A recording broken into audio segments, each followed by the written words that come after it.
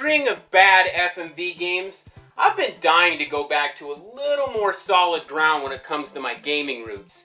And I can think of no better gaming roots than to go back to a time where a character was developed out of graphical limitations and had the unfortunate title of Jumpman.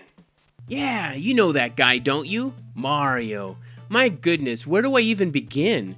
To start off, his story of his early beginnings is pretty fascinating. His hat and mustache were simply made because it was easier graphically to create those instead of a mouth and hair.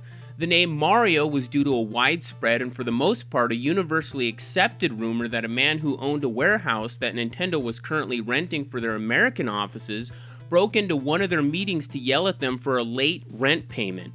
After Arakawa, the Nintendo of America president at the time, told this man they'd pay that day, he left and they decided to change the name of Jumpman to the owner of the building after storming into their office, who just so happened to be named Mario Segale. But I'm not here to talk about every historical bullet point that Mario has to offer. Nah, instead I want to talk about Mario, how I experienced it. I do have early memories of my family popping a couple quarters into Donkey Kong, but back then I don't remember anyone ever calling the character you play as Jumpman or Mario or Mr. Video or any of the other 300 names people have come up with. To me, he was just that guy. I didn't care about his backstory or the fact that he had a big nose. All I wanted to do was save the lady with the non-existent boobs. Video games were extremely new to me, and I was fascinated with the fact that I could control what was on screen. The addiction for video games slowly began when my father brought home an Atari 2600. Even though I would call the Atari 2600 the heart of gaming and would often play, that addiction wasn't so solid that I would avoid light from the sun. No, I was still playing cops and robbers with my friends. In fact, I don't even remember a single commercial for a video game. Even when the original Nintendo came out, I don't recall any of the ads for it. That's right, even when the NES rolled out in limited markets in 1985 and then went full-blown in 1986, I was still unaware of it. It wouldn't be until Christmas of 1988 when a childhood friend ended up getting the NES that I became aware of it. The very first game he popped in was Super Mario Bros. Within seconds, I became envious as I looked on watching my friend and his parents play. The graphics, the colors, the way everything moved. My initial reaction by some accounts might have been a little strange.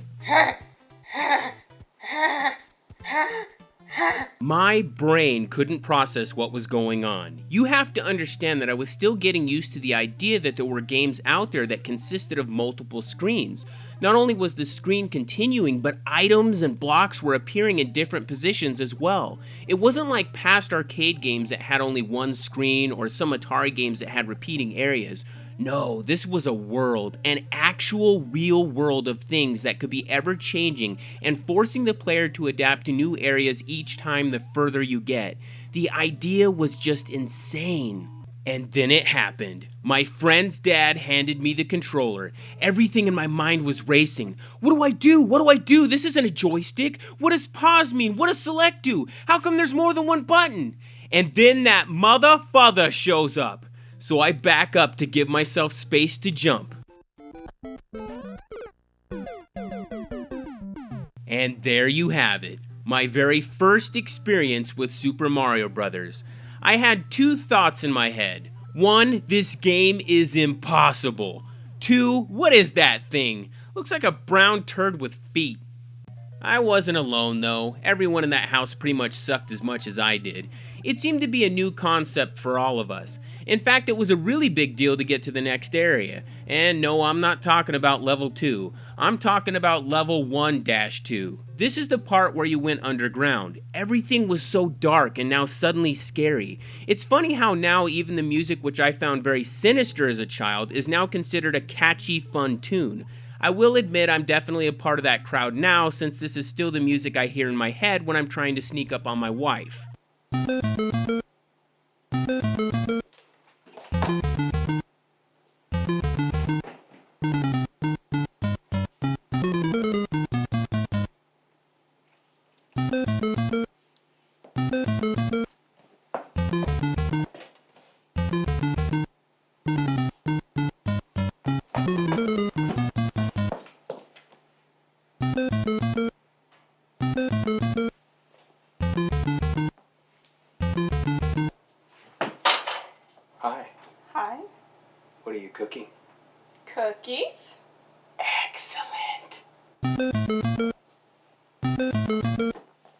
Every time I got to this part as a kid, I died very quickly. It was always right at the beginning where these two Goombas would come walking towards you.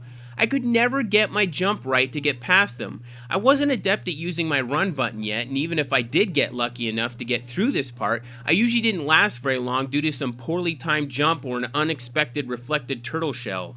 Of all the things that Super Mario Bros. Is, it was above all about timing. Most of us that experienced this change and redefinition of what video games actually was struggled with it constantly.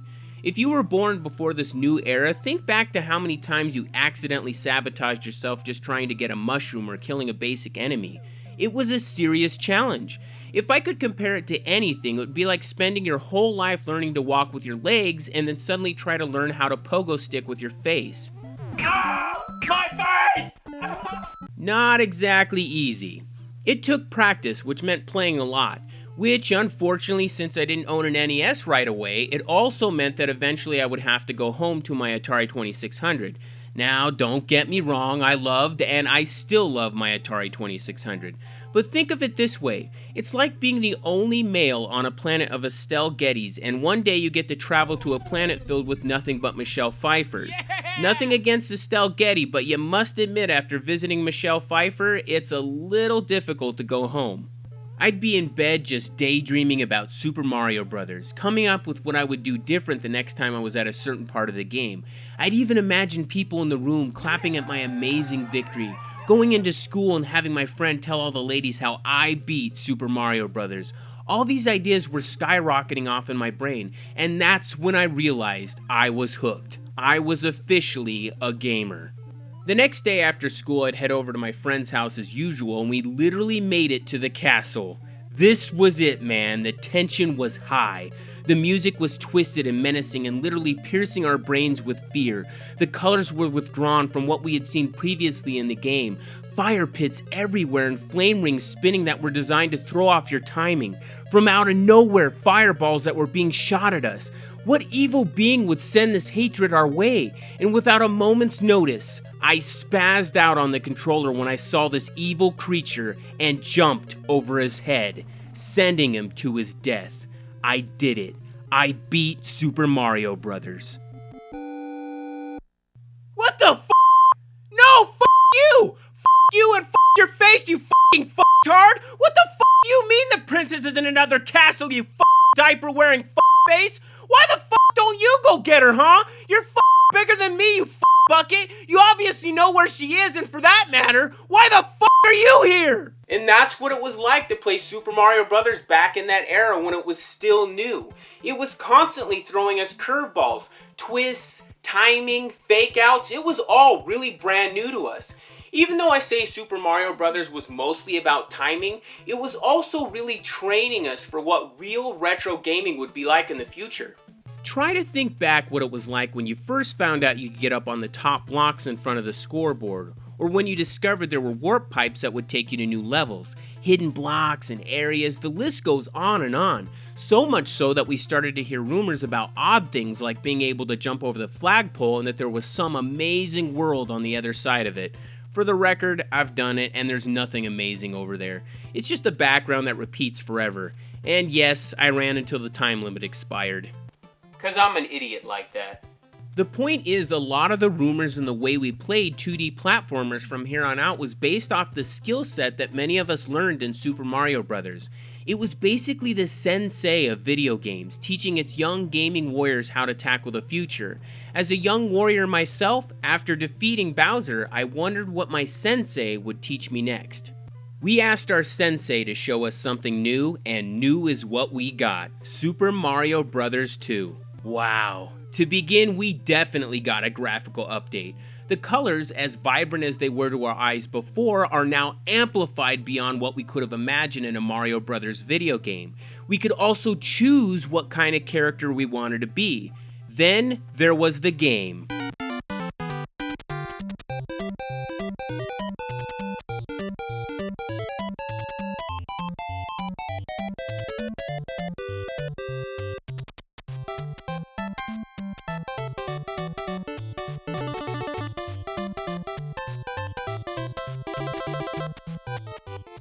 This is freaking good. Picking up vegetables to kill your enemies, or hell, even picking up other enemies to kill your other enemies. Some spots are tricky where you need to carry a bad guy with you just to get up to certain spots. You can't forget about the POW blocks. Yeah, man, you can wreak havoc in this world.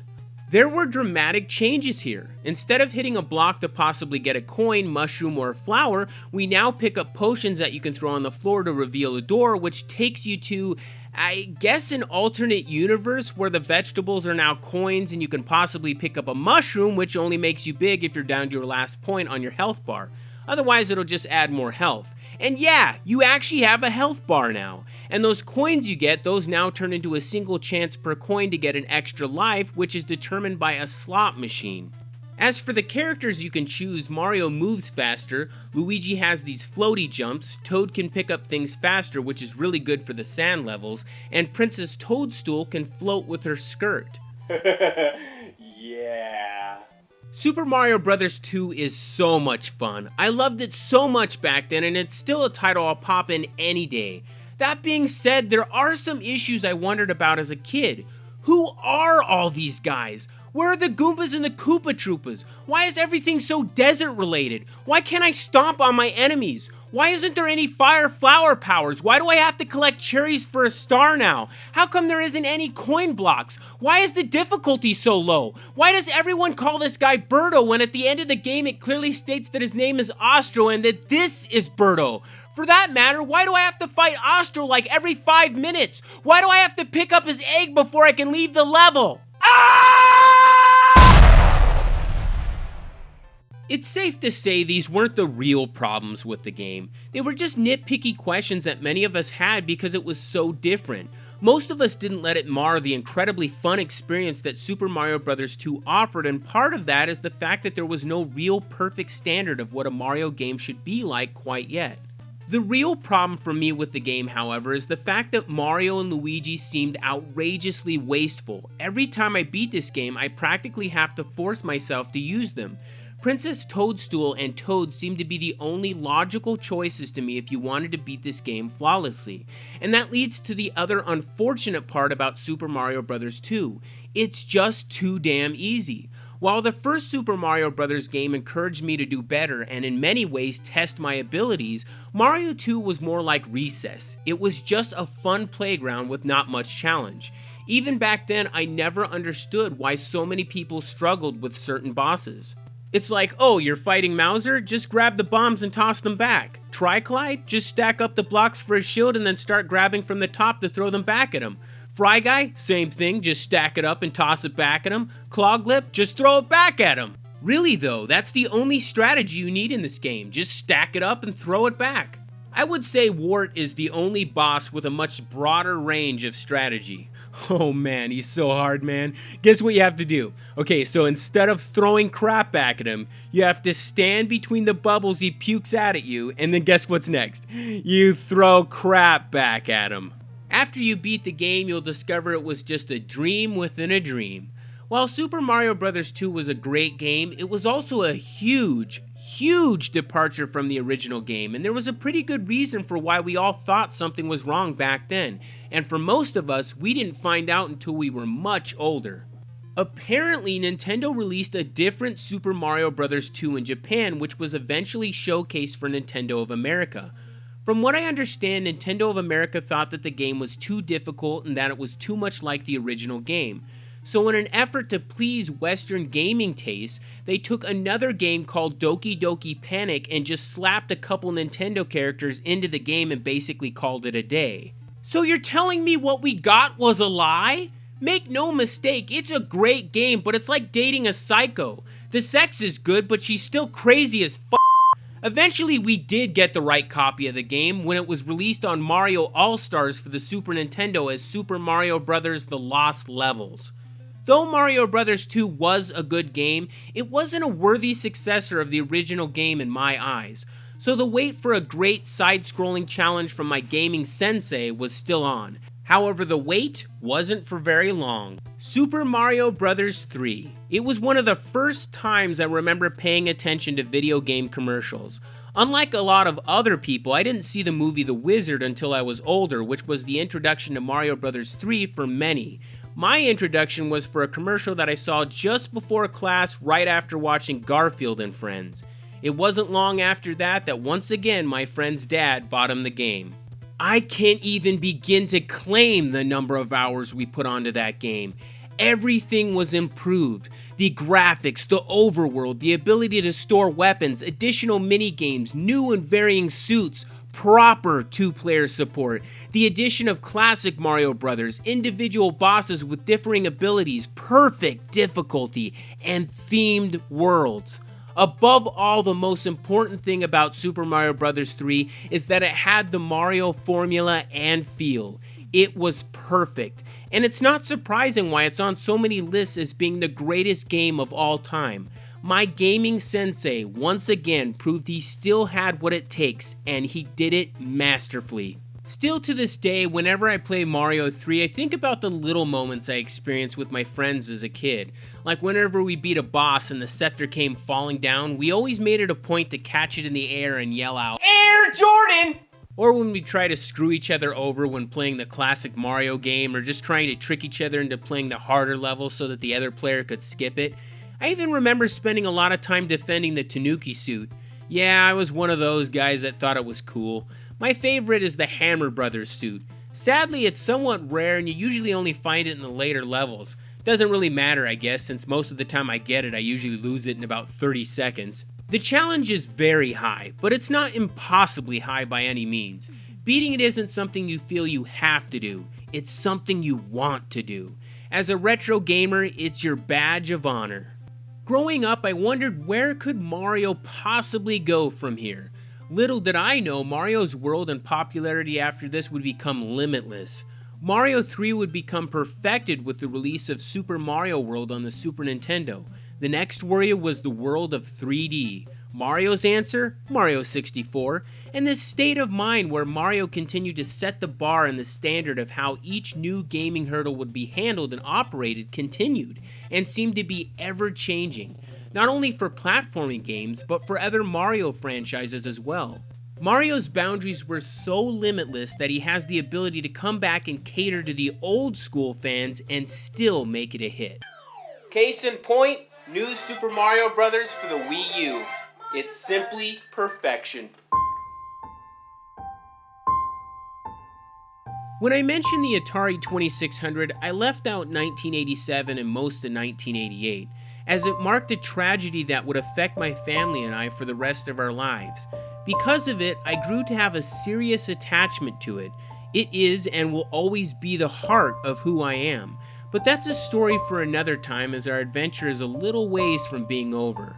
The point is, there was an internal void in me at this time, and I didn't know how to fix it. When my friend showed me Mario, it kept my mind occupied, and though even Mario couldn't fix that void, he at least filled it. Mario and I grew up together. He challenged me beyond what I thought I could do in a video game. Over time, he became much more than a character in my eyes. He became a superhero, a big brother that could look over me, and a friendship defined by a world with no boundaries. Today, Mario is an infallible juggernaut with roots so deep in most of us that even the mere thought of Mario brings out the most positive of memories. His history is perfect. Unfortunately, that perfect history didn't happen for all mascots. But we'll get to that next time.